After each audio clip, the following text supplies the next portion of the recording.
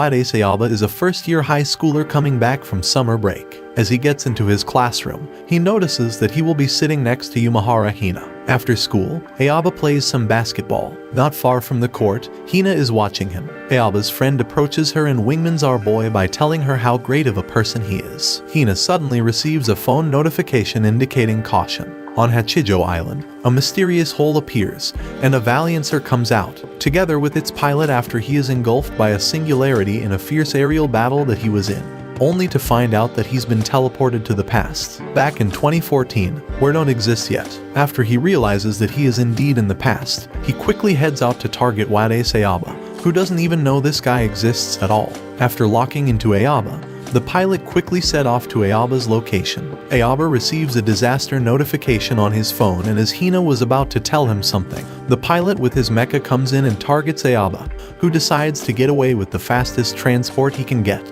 a bicycle. Hina follows along while riding a motorcycle and tells Ayaba to follow her. When Ayaba is about to get hit, he is saved by Hina, who is now piloting another mecha. Hina tells Ayaba to get in and she beats the metallic scrapes out of the enemy pilot. After defeating the enemy, Ayaba asks Hina to explain everything to him. Hina tells him she came from the future and always knew that one day, Ayaba would be attacked by this guy. But before she could explain everything, the enemy pilot attacked them once again. The madman began a self-destruct, making both his and Hina's mecha explode. Hina detects the singularity that brought the guy into the past. Hina tells Ayaba that she now realizes that it's fated to happen and says to him that he has to trust her as she drives the three of them into the tunnel. While they travel into the tunnel, the enemy mecha disintegrates, along with Hina's mech as she is continuously fading. She tells Ayaba that he's going to the future and that Dio is waiting. Ayaba wakes up inside a mecha, in the middle of an ongoing battle. He's absolutely confused. 3 Valiancer pilots engage the enemy, but they are completely outnumbered and outpowered by the enemy's superior technology. Back on Ayaba's interface, he receives a nice coupling message. This message means that 2 people are compatible to enhance their mecha's powers. That message also alerts the defense crew. The lieutenant commander calls Ayaba and orders him to identify himself. Ayaba tells her that he's a high schooler, which still confuses the officer. The commander orders his officers to pair the mecha together. He tells them that if Ayaba shares Dio's ability, he too will be able to pilot a mecha. Dio orders Ayaba to do the coupling with him, telling Ayaba to say connect with Dio. The coupling is a success and the 2 pilots' mechas transform into something new. The 2 newly transformed mechas absolutely trash the enemies. Ayaba still doesn't know what he's doing but turns the tide of battle in his favor. Bizon, one of the enemy commanders, tells his men to retreat as they're now on the defensive. After the battle is over, the crew captures Ayaba and asks him to explain himself. Ayaba is told he's in the year 2088. 74 years into the future. The lieutenant commander tells him that there's a war going on between Japan and its allied nation against the Great Sigillian Empire and its overexpansion. Dio and the crew can't believe Ayaba's story, resulting in a tense argument. However, the captain has plans for Ayaba. One of the soldiers, Mayu, an officer in the Cygnus, explains the origins of Nectoribium and how it accelerated technology, resulting in this war therein. She also explains to Ayaba the mecha he piloted before, as well as how the coupling system works. Dio sees them together and scolds Mayu for revealing confidential information. Ayaba comes to Mayu's defense, but before it can result in another fight, they are attacked by the enemy once again. The enemy attacks them with a Nectar rifle, a portable powerful rifle capable of bringing battleships down, tilting our heroes. Seeing how badly disadvantaged they are, the captain sends out Ayaba once more to do a nice coupling with Dio. With the increased power, Dio manages to dodge several fast shots against him, even taking a mecha with his own shots. Meanwhile, Ayaba is finally used to using a mecha and manages to put up a fight. After defeating one of the enemy pilots, Ayaba realizes that he was fighting Hina and tries to do a shotgun reunion with her. But it turns out badly as Dio is forcefully decoupled by Ayaba's actions. Ayaba tries to tell Hina about his experience and how he got there, but he is cut abruptly when the enemy attacks them, rescuing Hina. However, Hina doesn't know him on this timeline and fires a gun at him. The battle enters a stalemate state, and the enemy retreats. Back at the base, Dio confronts Ayaba. He tells him his actions almost killed one of their comrades. Ayaba still has Hina in his mind, but goes to see Conrad, who almost got killed saving him. On the other hand, Hina is in jail for contacting the enemy, and is now under suspicion of being a traitor. Ayaba goes out to touch some grass and unwind with Mayu. They visit some familiar places in his hometown, and he heads back to Cygnus. Ayaba decides that he needs to get to Hina, and the only way to do so is to join Cygnus' crew.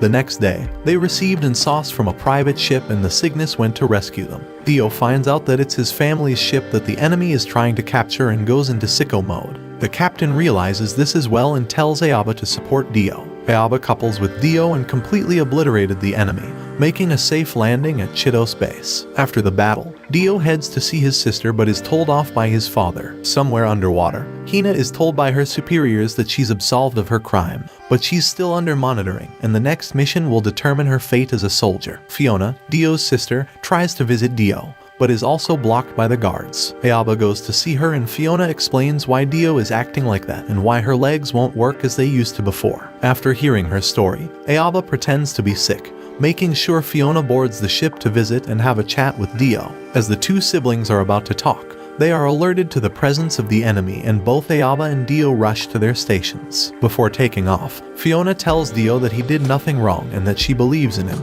easing Dio's guilt and regrets. The whole base sets up to defend the base. However, they're fighting an uphill battle again as they face two attacks. The captain orders a full retreat and puts both Dio and Aoba at the front to defend against an incoming attack. The Alliance activates code T2 Rise, a merge feature that uses both Bradian and Luxon as a shield that can deflect all types of projectiles and waves, nullifying the attacks. They were able to successfully escape the attack at the cost of Chitos base. The Alliance war room is in an uproar. The coupling experiment was defunded years ago, given how terrible the price the coupler pilots paid for each trial. Commodore Green, one of the lead generals in the Alliance, says everything is under control. The plan is basically a promotional video, in the middle of the war, to assure the people in the Alliance that coupling is a safe practice with 100% efficacy. The video crew appears and we meet another pilot named From. Dio tells Aoba that From is his classmate and pretty much excels at everything, also good at socializing too, which is the opposite of him. Back in Chitos base, Hina thinks about Aoba when she is visited by her comrades so they can touch some grass. Dio was supposed to be From's coupling buddy, but they have been incompatible for quite some time now. So instead, he was replaced by Aoba. The promotional video starts rolling, but it is interrupted when the Zagilia Imperial Guards arrive. The director sees this as a perfect chance to make a promotional video so the camera's rolling. Aoba and From are struggling to fend off their enemies due to how elite their formation is, but Dio's assistants manage to make a difference, despite being undergeared, making the enemy retreat. Just a few hours after the attack, another ship heads for the Cygnus, but a large storm is about to change the course of the battlefield. Mayu and Elvira explain how Aoba's coupling affects other pilots, and for this mission, they can only choose one permanent coupling buddy. Dio and Aoba chose themselves to be coupling buddies. The Imperial Guards attacks once again and Cygnus sends out their Valiants to clear her name. Hina is tasked with capturing Aoba to use him as leverage out of suspicion. Using the code T2 Rise, Aoba and Dio manage to defeat the Imperial Guard's commander. However, the newly fitted ship from Chitos base attacks them as soon as their Rise fusion is over. The captain orders a full retreat into the storm, but as Aoba is about to land, he is shot by Hina. When she tackles him into the ship, Aoba maneuvers out of the ship's hull, resulting in the loss of control of their mensch. Falling into the rising sea level, Aoba wakes up on an island in the middle of the storm and searches for Hina. Hina wakes up inside a cave with Aoba and immediately subdues Aoba. Realizing they were trapped, the two stay inside the cave to let the storm pass. Aoba tells Hina about his story and how Hina sent him into the future, but this Hina doesn't remember anything remotely close to that and doesn't believe him. While he tells his story, a landslide occurs, trapping both Hina and Aoba inside. They try to dig the soil out, but Hina passes out from exhaustion, which forces Aoba to go all out, digging his way out based on pure will alone. But a surge of water comes in, almost drowning Hina, until he saves her. Due to the storm, commanders from both armies opt not to look for both Hina and Aoba. After the storm passes, Dio goes looking for Aoba,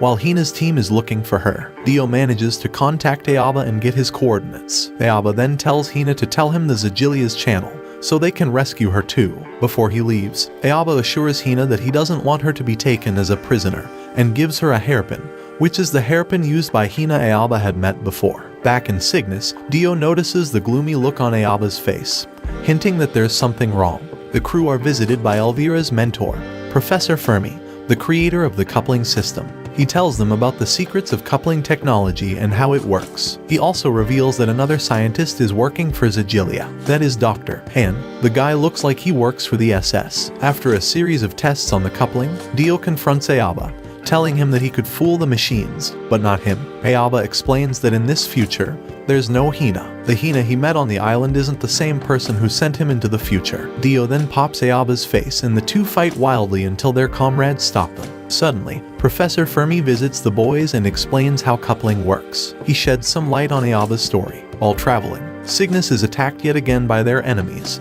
sending waves upon waves of missiles. Dio and Aoba argue once again. The two insult each other, calling Crybaby and Siskin, while fending off volleys of missiles. The enemy had the right read on their maximum coupling time, but due to their argument they reached a new record and defeated the enemies, until they backed off. Following the death of Professor Fermi, the Alliance is tasked with moving in group. While the Alliance crew is busy in Hawaii, Zigilia's army prepares a covert operation, with Hina's father, Commander Ryazan, as the leader. Zigilia's infiltration mission starts and throws Hawaii base into chaos. Cygnus crew are ordered to help in the defense. Ryazan's team manages to enter the coupling mecha's compound, but the resistance injured him while he saved Hina. Seeing Aoba's mecha, Hina is already being flooded by thoughts of Aoba and her real identity. In his dying moments, Ryazan tells Hina that he's not his father and that she's an orphan of war, saved by him 10 years ago. Ryazan tells her to save herself and orders her to move, while he sacrifices himself. While trying to find his way in,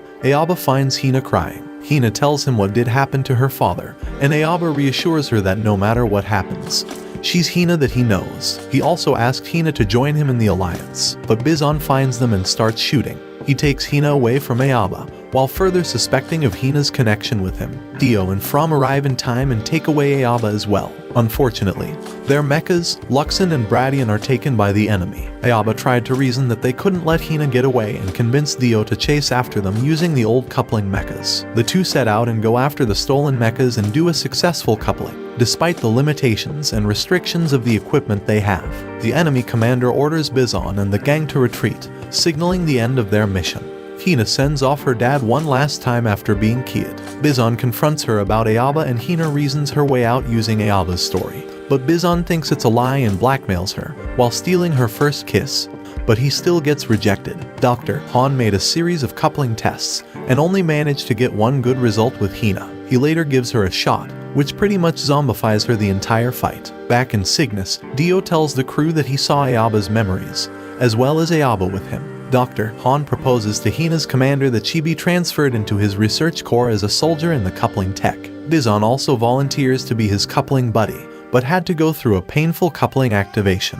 The entire Hawaiian fleet receives orders that they are to blast their way into Alaska and destroy the Gorgon cannon by the enemy. Arriving near the coast, the Alliance meets the resistance, but were tilted heavily when the Garapushka cannon fired, decimating half their forces. Hina and Bizon go out to end the Alliance's remaining forces. As the two enter the coupling, they damage the Cygnus. They end off most of Alliance's mechas, until the arrival of both Aoba and Dio's new mechas, Luxon and Bradian next. The four mechas engage in a coupling mecha battle. The captain of Cygnus orders an all-out attack, and Elvira tells Aoba and Dio about the plan. The two quickly decoupled and Aoba went for Hina, waking her up out of her inhibitions, and Hina receives her memories back. The enemy commander prepares for another shot of Garapushka, but Aoba tells Hina to do a coupling with him, telling her to trust him. The couple fuse into a similar code T2 rise, completely deflecting the Garapushka cannon beam, creating a singularity, similar to what appeared in the first scene. As Bizon is about to be pulled in,